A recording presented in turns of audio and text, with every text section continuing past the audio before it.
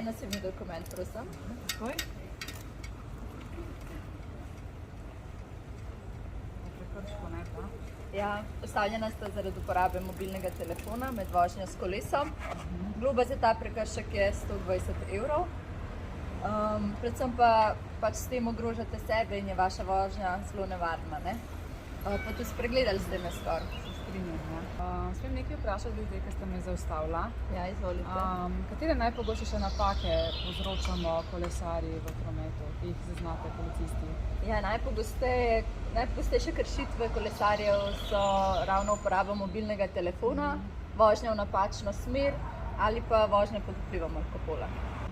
Smemo vprašati, kako je glede tega, če gre nas več prijateljcev na pot po cesti oziroma da bi se vozili v skupini, kako je v takem primeru? Ali je to nevarno za vožnjo?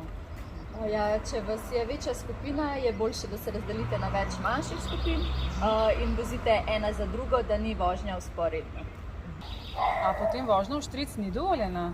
Ja, načeloma na cestišču ni dovoljena, razen profesionalnim športnikom ali pa na kolesarski stezi, če je dovolj prostora, tam je dovoljeno. Kje se pa jaz lahko kot kolesar po mestu sploh lahko vozim?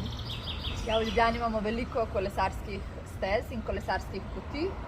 Če pa tega ni, se pa lahko peljete ob desnem robu smernega vozišča v pravo smer, se pravi, da bo vaša vožnja varna.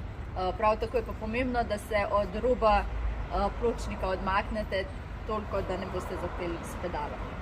Imate še za mene kakšen nasvet kot za kolesarja po mestu, kako se varno voziti? Ja, če upoštevate vse predpise, bo vaša vožnja varna. Lahko pa tudi uporabljate čelado, kljub temu, da ni obvezna za starejše oziroma nad 18 let. No, saj jaz pa imam čelado, pa jo bom zdaj super, kar zaradi varne vožnje tudi vozila in bom upoštevala pravila vožnje v cestnem prometu. Za danes vam bo pa izdano opozorilo, drugič pa bodite previdni. Najlepša hvala za vse nasvete in informacije, pa bom tudi svoje prijatelje in opozorila glede na varno vožnjo na cesti s kolesom. Odlično. Hvala.